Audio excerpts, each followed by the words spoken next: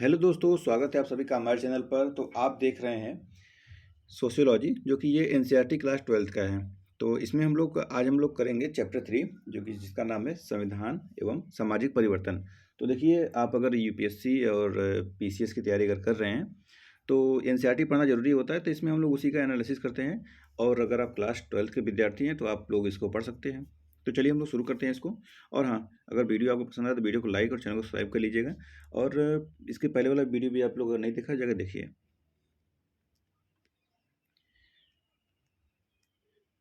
तो यहाँ पर है, आप देखेंगे कि संविधान में लोगों की सहायता करने की क्षमता निहित है, क्योंकि यह सामाजिक न्याय के आधारभूत मानदंडों पर आधारित है। उदाहरण के लिए ग्राम पंचायतों से संबंधित निर्देशक सिद्धांत एक संशोधन के रूप में के संथानम द्वारा संविधान सभा में लाया गया था। 40 साल के बाद 1992 के 73वें संशोधन में यह एक संवैधानिक विधेयक बन गया। अगले भाग में आप इसके विषय में पढ़ेंगे। संविधान केवल इस बात का संदर्भ ग्रंथ नहीं है कि सामाजिक न्याय के लिए क्या करना चाहिए और क्या नहीं, बल्कि इसमें सामाजिक न्याय के अर्थ को प्रचारित प्रसारित करने की संभावनाएं भी निहित है। सामाजिक न्याय की समकालीन समझ को ध्यान में रखते हुए अधिकारों और कर्तव्यों की व्याख्या में सामाजिक आंदोलनों ने भी न्यायालयों और प्राधिकरणों की सहायता की है। कानून और न्यायालय ऐसी संस्थाएं हैं जहां प्रतिस्पर्धी दृष्टिकोणों पर बहस होती है। संविधान वह माध्यम है जो राजनीतिक शक्ति को सामाजिक हित की ओर प्रभावित करता है और उसे सुसंगत बनाता है। तो आगे आता है संवैधानिक मानदंड और सामाजिक न्याय सशक्तता का व्याख्या। चलिए इसके बारे में जानते हैं, क्या है ये मानदंड और उनके न्याय। तो यह जान लेना आवश्यक है कि कानून और न्याय में अंतर है। कानून का सार इसकी शक्ति है। कानून इसलिए कानून है क्योंकि इससे बल प्रयोग अथवा अनुपालन के संचरण के माध्यमों का प्रयोग होता है। इसके पीछे राज्य की शक्ति निहित होती है। न्याय का सार निष्पक्षता है। कानून की कोई भी प्रणाली अधिकारियों के संस्तरण के माध्यम से ही कार्यरत होती है। ऐसे प्रमुख मानदंड जिनसे नियम और अधिकारी संचालित होते हैं संविधान कहलाता है। यह एक ऐसा दस्तावेज है जिससे किसी राष्ट्र के सिद्धांतों का निर्माण होता है। भारतीय संविधान भारत का मूल मानदंड है। तो देखिए, इसके कहने का तात्पर्य यह है कि अगर कोई नियम बनाया गया है तो उसका एक कानून होता है, या अगर कोई कानून बनाया गया है तो उसके एक नियम के आधार पर बनाया जाता है। तो समाज किसी नियमों के आधार पर ही चलता है और उस नियम के आधार पर ही कानून बनाया जाता है। तो इसी का सीधा सीधा कहने का मतलब यही है। तो उसी के आधार पर संविधान का निर्माण कर दिया गया है, लोगों के आधार पर। तो चलिए, अन्य सभी कानून संविधान द्वारा नियत कार्य प्रणाली के अंतर्गत बनते हैं। ये कानून संविधान द्वारा निश्चित अधिकारियों द्वारा बनाए व लागू किए जाते हैं। कोई विवाद होने पर संविधान द्वारा अधिकार प्राप्त न्यायालयों के संस्तरण द्वारा कानून की व्याख्या होती है। सुप्रीम कोर्ट सर्वोच्च और वही संविधान का सबसे अंतिम व्याख्याकर्ता भी है। मतलब जो सुप्रीम कोर्ट है ना, तो वही संविधान की व्याख्या करता है। व्याख्या करने का तात्पर्य यह है कि अगर कोई त्रुटि होती है, अगर कोई समाधान नहीं मिल रहा है, तो उसका व्याख्या करने का काम सुप्रीम कोर्ट का होता है, और ये लास्ट होता है। सुप्रीम कोर्ट न्यायालय ने कई महत्वपूर्ण रूपों में मौलिक अधिकारों को बढ़ाया है। नीचे दिए गए बॉक्स में इनमें कुछ उदाहरण भी हैं, जैसे कि यहाँ पे देख सकते हैं।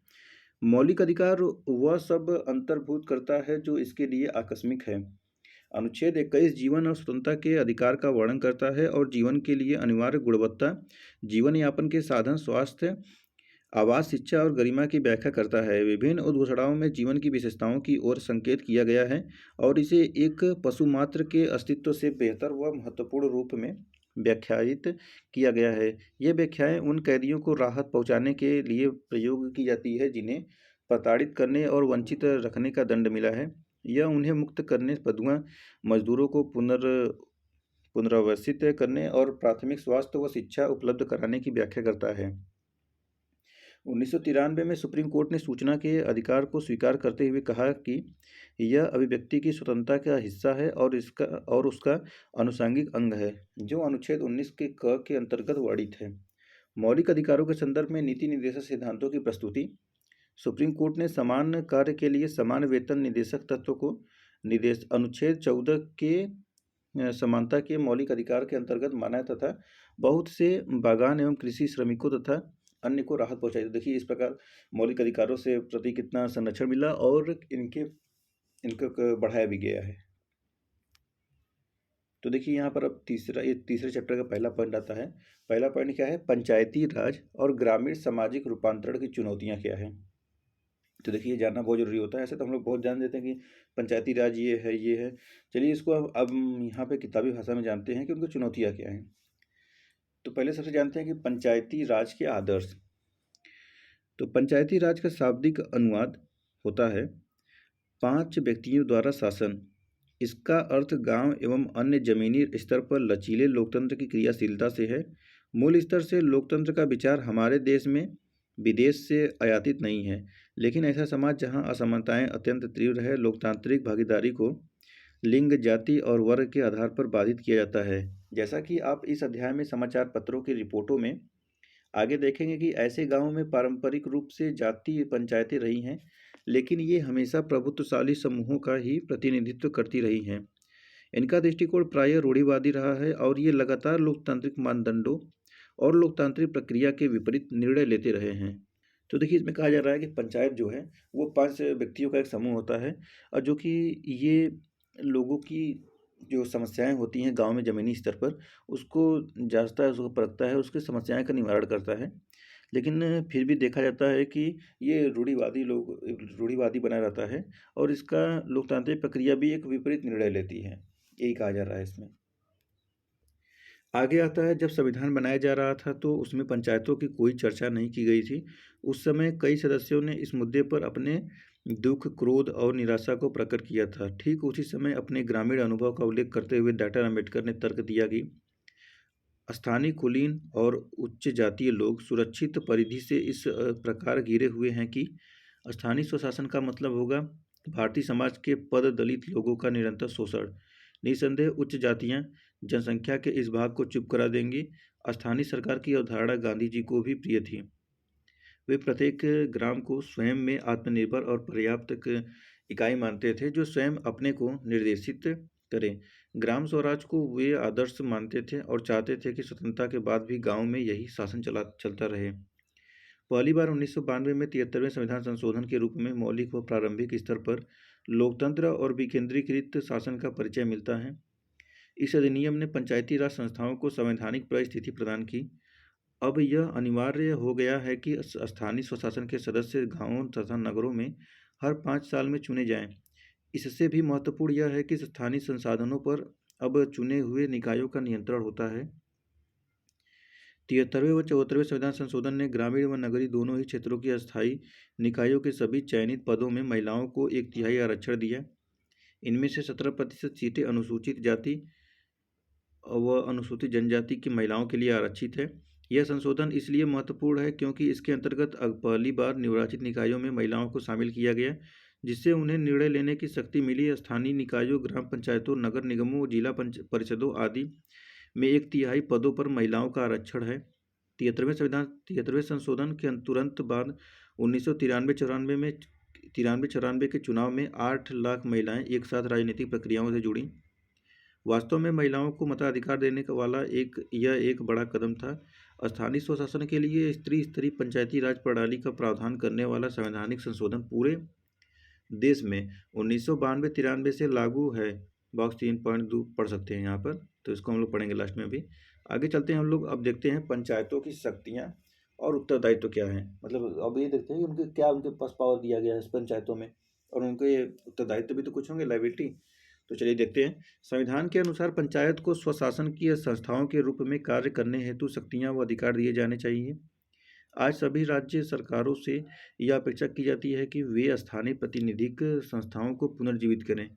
पंचायतों की निम्नलिखित शक्तियाँ व उत्तरदायित्व प्राप्त है, जैसे कि आर्थिक विकास के लिए योजनाएं एवं कार्यक्रम बनाना, सामाजिक न्याय को प्रोत्साहित करने वाले कार्यक्रमों को बढ़ावा देना, शुल्क, यात्री कर, जुर्माना, अन्य कर आदि लगाना व एकत्र करना, सरकारी उत्तरदायित्वों के हस्तांतरण में सहयोग करना, विशेष रूप से वित्त को स्थानीय अधिकारियों तक पहुँचाना। पंचायतों द्वारा किए जाने वाले सामाजिक कल्याण के कार्यों में शामिल है कि श्मशानों एवं कब्रिस्तानों का रखरखाव, जन्म और मृत्यु के आंकड़े रखना, मातृत्व केंद्रों और बाल कल्याण केंद्रों की स्थापना, पशुओं के तालाब पर नियंत्रण, परिवार नियोजन का प्रचार और कृषि कार्यों का विकास। इसके अलावा सड़कों के निर्माण, सार्वजनिक भवनों के निर्माण, तालाबों व स्कूलों के निर्माण जैसे विकासात्मक कार्य भी इसमें शामिल हैं। पंचायतें कुटीर उद्योगों के विकास में भी सहयोग करती हैं और छोटे सिंचाई कार्यों की भी देखभाल करती हैं।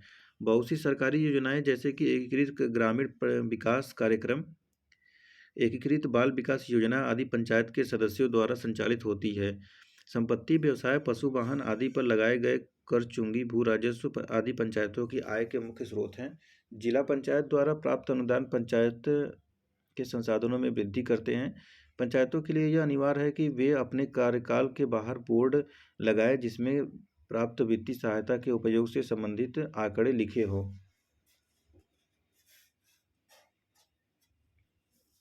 यह व्यवहार यह सुनिश्चित करने के लिए अपनाया गया कि जमीनी स्तर के सामान्य जन के सूचना के अधिकार को सुनिश्चित किया जा सके और पंचायतों के सारे कार्य जनता के समक्ष हो। लोगों के पास पैसों के आवंटन की छानबीन का अधिकार है। साथ ही वे यह भी पूछ सकते हैं कि गांव के कल्याण और विकास के हेतु लिए गए निर्णयों के कारण क्या है। कुछ राज्यों में न्याय पंचायतों की भी स्थापना की गई है। कुछ छोटे मोटे दीवानी और आपराधिक मामलों की सुनवाई का अधिकार इनके पास होता है। ये जुर्माना लगा तो सकते हैं लेकिन कोई सजा नहीं दे सकते। ये ग्रामीण न्यायालय प्रायः कुछ पक्षों के आपसी विवादों में समझौता कराने में सफल होते हैं। विशेष रूप से ये तब प्रभावशाली होते हैं जब किसी पुरुष द्वारा दहेज के लिए स्त्री को प्रताड़ित किया जाए या उसके विरुद्ध हिंसात्मक कार्रवाई की जाए। जनजातीय क्षेत्रों में पंचायती राज कैसी होती है? तो बहुत से आदिवासी क्षेत्रों की प्रारंभिक स्तर के लोकतांत्रिक कार्यों की अपनी समृद्ध परंपरा रही है। हम मेघालय से संबंधित एक उदाहरण दे रहे हैं। गारो, खासी और जैंतिया तीनों ही आदिवासी जातियों की सैकड़ों साल पुरानी अपनी राजनीतिक संस्थाएं रही हैं। ये राजनीतिक संस्थाएं इतनी सुविकसित थी कि ग्राम, वंश और राज्य के स्तर पर ये बड़ी कुशलता से कार्य करती थीं। उदाहरणतः खासियों की पारंपरिक राजनीतिक प्रणाली में प्रत्येक वंश की अपनी परिषद होती थी जिसे दरबार कुर कहा जाता था और जो उस वंश के मुखिया के निर्देशन में कार्य करता था। यद्यपि मेघालय में जमीनी स्तर पर लोकतांत्रिक राजनीतिक संस्थाओं की परंपरा रही है, लेकिन आदिवासी क्षेत्रों का एक बड़ा खंड संविधान के 73वें संविधान संशोधन प्रावधान से बाहर है। शायद यह इसलिए क्योंकि उस समय की नीतियां बनाने वाले पारंपरिक राजनीतिक संस्थाओं में हस्तक्षेप नहीं करना चाहते थे। तो आगे आते हैं। जैसा कि समाजशास्त्री टीप लूट नोंगबरी ने कहा है कि आदिवासी संस्थाएं अपनी संरचना और क्रियाकलाप में लोकतांत्रिक ही हों। यह आवश्यक नहीं है। भूरिया समिति की रिपोर्ट, जिसने इस मुद्दे का अध्ययन किया है, पर टिप्पणी करते हुए नोंगबरी ने कहा कि हालांकि पारंपरिक आदिवासी संस्थाओं पर समिति की चिंता प्रशंसनीय है, लेकिन यह स्थिति की जटिलता का आकलन कर पाने में असमर्थ रही। आदिवासी समाजों में प्रबल समतावादी लोकाचार पाया जाता है। इसके बावजूद उनमें स्तरीकरण के तत्व कहीं न कहीं उपस्थित है। आदिवासी राजनीतिक संस्थाएं केवल महिलाओं के प्रति असहिष्णुता के लिए ही नहीं जानी जाती, बल्कि सामाजिक परिवर्तन की प्रक्रिया ने इस व्यवस्था में विकृतियां भी उत्पन्न कर दी हैं, जिससे यह पहचानना मुश्किल है कि क्या पारंपरिक है और क्या अपारंपरिक। यह आपको परंपरा की परिवर्तनशील प्रकृति की याद दिलाता है, जिसकी चर्चा हम अध्याय 1 और 2 में कर चुके हैं। तो आइए देखते हैं अब लोकतांत्रिकरण और असमानता क्या होता है। अब आपके सामने स्पष्ट हो जाएगा कि जिस देश में जाति, समुदाय और लिंग आधारित असमानता का लंबा इतिहास हो, ऐसे समाज में लोकतांत्रिकरण आसान नहीं है। पिछली पुस्तक में आप विभिन्न प्रकार की असमानताओं से परिचित हो चुके हैं। अध्याय 4 में ग्रामीण भारतीय संरचना की और अच्छी जानकारी प्राप्त करेंगे।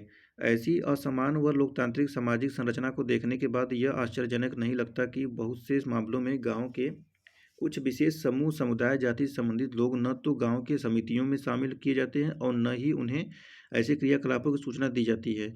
ग्राम समाज के सदस्य प्रायः एक ऐसे छोटे से गुट द्वारा नियंत्रित व संचालित किए जाते हैं जो अमीर किसानों या उच्च जाति के जमींदारों के होते हैं। बहुसंख्यक लोग देखते देखते भर रह जाते हैं और ये लोग बहुमत को अनदेखा करके विकासात्मक कार्यों का और सहायता राशि बांटने का फैसला कर लेते हैं। अब आते हैं दूसरा पॉइंट है लोकतांत्रिक राजनीति में राजनीतिक दल, दबाव एवं हित समूह। तो चलिए ये भी देखिए, ये सिलेबस से रिलेटेड है। हर सुबह के अखबार पर एक दृष्टि मात्र से ही अनेक ऐसे उदाहरण दिखेंगे कि विभिन्न समूह कैसे अपनी आवाज़ सुनाना चाहते हैं और सरकार का ध्यान अपनी परेशानियों की ओर आकृष्ट करना चाहते हैं। उद्योगपति federation of India, Indian commerce and chambers, association of chambers of commerce जैसे संगठन बनाते हैं। कर्मचारी इंडियन ट्रेड यूनियन कांग्रेस या the centre for Indian trade unions बनाते हैं। किसान कृषि संगठन बनाते हैं, जैसा कि शेतकरी संगठन कृषि मजदूरों का अपना अलग संघ होता है। अंतिम पाठ में आप अन्य प्रकार के संगठनों और सामाजिक आंदोलनों जैसे आदिवासी एवं पर्यावरण आंदोलन के बारे में पढ़ेंगे। सरकार के लोकतांत्रिक प्रारूप में राजनीतिक दल मुख्य भूमिका अदा करते हैं। एक राजनीतिक दल को निर्वाचन प्रक्रिया द्वारा सरकार पर न्यायपूर्ण नियंत्रण स्थापित करने की ओर उन्मुख संगठन के रूप में परिभाषित किया जा सकता है। राजनीतिक दल एक ऐसा संगठन होता है जो सत्ता हथियाने और सत्ता का उपयोग कुछ विशिष्ट कार्यों को संपन्न करने के उद्देश्य से स्थापित करता है। राजनीतिक दल समाज की कुछ विशेष समझ और यह कैसे होना चाहिए पर आधारित होते हैं। लोकतांत्रिक प्रणाली में विभिन्न समूहों के हित राजनीतिक दलों द्वारा ही प्रतिनिधित्व प्राप्त करते हैं, जो उनके मुद्दों को उठाते हैं। विभिन्न हित समूह राजनीतिक दलों को प्रभावित करने के लिए कार्य करेंगे। जब किसी समूह को लगता है कि उसके हित की बात नहीं की जा रही है तो वह एक अलग दल बना लेते हैं या फिर ये दबाव समूह बना लेते हैं जो सरकार से अपनी बात मनवाने की कोशिश करते हैं। हित समूह राजनीतिक क्षेत्र में कुछ निश्चित हितों को पूरा करने के लिए बनाए जाते हैं। ये प्राथमिक रूप से वैधानिक अंगों के सदस्यों का समर्थन प्राप्त करने के लिए बनाए जाते हैं। कुछ स्थितियों में राजनीतिक संगठन शासन सत्ता पाना तो चाहते हैं, लेकिन वे इनकार कर देते हैं क्योंकि उन्हें कुछ मानक माध्यमों द्वारा ऐसा अवसर नहीं मिलता है। ऐसे संगठन तब तक आंदोलन में बने रहते हैं जब तक उन्हें मान्यता नहीं मिलती। पहले व दूसरे तीनों ही क्रियाकलापों में बताया गया है कि सरकार पर दबाव बनाने के लिए सभी समूहों में समान क्षमता नहीं है। अतः कुछ लोग यह तर्क देते हैं कि दबाव समूह की अवधारणा प्रबल सामाजिक समूहों जैसे वर्ग, जाति अथवा लैंगिक समूह आदि की शक्ति को हतोत्साहित करती है। ये वे ये वे यह समूह सॉरी ये व, वे यह अनुभव करते हैं कि यह कहना अधिक सही होगा कि प्रबल वर्ग ही राज्य को नियंत्रित करते हैं। यहाँ इस बात का यह अर्थ नहीं है कि सामाजिक आंदोलन और दबाव समूह लोकतंत्र में महत्वपूर्ण भूमिका नहीं निभाते। 8वां अध्याय ही दर्शाता है। तो देखिए इस प्रकार मुझे ये चैप्टर समाप्त हो चुका है। तो इसके देखिए अभी इसमें कुछ टिप्पणियाँ हैं जो इसको हम लोग पढ़ते हैं। देखिए जैसे कि यहाँ पर है 3.6 में, हर साल फरवरी के अंत में भारत सरकार के वित्त मंत्री संसद के सामने बजट पेश करते हैं। इसके पहले हर रोज अखबार में यह खबर छपती है कि भारतीय उद्यमियों के संगठन, श्रमिक संघों, किसानों और महिलाओं के संगठनों के वित्त मंत्रालय के साथ बैठक की। फिर है दूसरा में, दल के संबंध में मैक्स वेबर के विचार क्या है। तो मैक्स वेबर एक समाजशास्त्री हैं। वर्गों की वास्तविक स्थिति अर्थ प्रणाली के क्रम में है, जबकि परिस्थिति समूहों का स्थान सामाजिक क्रम में है। लेकिन दल शक्ति संरचना के अंतर्गत होते हैं। दलों की क्रियाएं हमेशा एक ऐसे उद्देश्य की होती है जिनकी प्राप्ति एक नियोजित दृष्टि के लिए की जाती है। उद्देश्य एक कारण हो सकता है। दल का उद्देश्य किसी आदर्श या भौतिक आवश्यकता के कार्यक्रम की वास्तविकता को जानना भी हो सकता है। यह उद्देश्य निजी भी हो सकता है, आराम, शक्ति और इसके माध्यम से नेता और दल के अनुयायियों का सम्मान। देखिए इसके बाद और भी एक क्रियाकलाप था यहाँ पे जो लिखा हुआ था, हाँ यहाँ पर है। दलित जाति की कलावती चुनाव लड़ने के संबंध में चिंतित थी। आज वह एक पंचायत सदस्य है और यह अनुभव कर रही है कि जब से वह पंचायत सदस्य बनी है तब से उसका विश्वास और आत्मसम्मान बढ़ गया है। सबसे महत्वपूर्ण यह है कि उसका अपना एक नाम है। पंचायत की सदस्य बनने से पहले वह रामू की माँ या हीरालाल की पत्नी के नाम से जानी जाती थी। यदि वह ग्राम प्रधान पद का चुनाव हार गई तो उसे अनुभव होगा कि उसकी सखियों की नाक कट गई। तो देखिए स्रोत क्या है कि यह आलेख महिला समाख्या नामक गैर सरकारी संगठन द्वारा दर्ज किया गया है, जो कि ग्रामीण महिलाओं के सशक्तिकरण के लिए कार्य करता है। यहाँ पे आता है वन पंचायत। उत्तराखंड में अधिकांश कार्य महिलाएं करती हैं, क्योंकि पुरुष प्रायः रक्षा सेवाओं के लिए बाहर नियुक्त होते हैं। खाना बनाने के लिए अधिकांश ग्रामीण लड़कियों का प्रयोग करते हैं। जैसा कि आप जानते होंगे कि वनों का कटाव पर्वतीय क्षेत्रों की एक बड़ी समस्या है। कभी कभी पशुओं का चारा और लकड़ी इकट्ठा करने के लिए औरतों को मीलों पैदल चलना पड़ता है। इस समस्या के समाधान के लिए औरतों ने वन पंचायतों की स्थापना की। वन पंचायत की औरतें पौधशालाएं बनाकर छोटे पौधों पौधे का पालन पोषण करती है जिन्हें पहाड़ी ढालों पर रोपा जा सके। इसकी सदस्य आसपास के जंगलों की अवैध कटाई से सुरक्षा भी करती हैं। चिपको आंदोलन, जिसमें कि पेड़ों को कटने से बचाने के लिए औरतें उनसे चिपक जाती थी, इस क्षेत्र में ही प्रारंभ किया गया था। आगे आता है निरक्षर महिलाओं के लिए पंचायती राज प्रशिक्षण। यह पंचायती राज प्रशिक्षण की शक्तियों के प्रचार प्रसार का एक नवाचारी उपाय है। सुखीपुर और दुखीपुर नामक दो गांव की कहानी कपड़े की फड़ कहानी कहने का एक परंपरागत लोक माध्यम के द्वारा प्रस्तुत की गई। दुखीपुर गांव में एक भ्रष्ट प्रधान थी, विमला। उसने गांव में स्कूल बनवाने के लिए पंचायत से धन लिया था, लेकिन उसका उपयोग उसने अपने परिवार का घर बनवाने के लिए किया। गांव का बाकी हिस्सा दुखी और गरीब था। दूसरी तरफ सुखीपुर गांव में एक साधारण वर्ग की औरत नजमा प्रधान थी। उसने ग्रामीण विकास के पैसे को गांव के भौतिक संसाधनों को बढ़ाने के लिए खर्च किया। इस गांव में प्राथमिक चिकित्सालय, सड़कें व पक्के मकान थे। बसें यहाँ आराम से पहुँच सकती थी। लोक संगीत और चित्रमण में फड़ दोनों एक साथ समर्थ सरकार और उसमें भागीदारी प्रचार प्रसार के लिए उपयोगी हथियार थे। कहानी कहने का ये नया तरीका निरक्षर महिलाओं में जागरूकता फैलाने में बहुत प्रभावशाली था। सबसे महत्वपूर्ण बात यह थी कि इस प्रचार ने यह संदेश दिया कि केवल मतदान करना, चुनाव में खड़े होना या जीतना ही पर्याप्त नहीं है, बल्कि यह जानना भी आवश्यक है कि किसी व्यक्ति को क्यों मत दिया जाए, उसमें ऐसी क्या विशेषता होनी चाहिए और वह आगे क्या करना चाहता है या चाहती है। गीत फड़ के माध्यम से कही गई कहानी सत्यनिष्ठा का पक्ष भी प्रबल करती है। यह प्रशिक्षण कार्यक्रम महिला समाख्या नामक गैर सरकारी संगठन द्वारा समायोजित किया गया था, जो ग्रामीण महिलाओं के सशक्तिकरण के लिए कार्य करता है। तो देखिए, इस प्रकार से ये हम लोग चैप्टर 3 पढ़ रहे थे सोशियोलॉजी का, जो कि क्लास 12th का था, एनसीईआरटी। तो हम लोग इसको समाप्त करते हैं और हम लोग अब नेक्स्ट चैप्टर में मिलेंगे, चैप्टर 4 में। तो आपको वीडियो पसंद है तो वीडियो को लाइक और चैनल को सब्सक्राइब करिए और फिर मिलते हैं हम लोग नेक्स्ट चैप्टर में। धन्यवाद।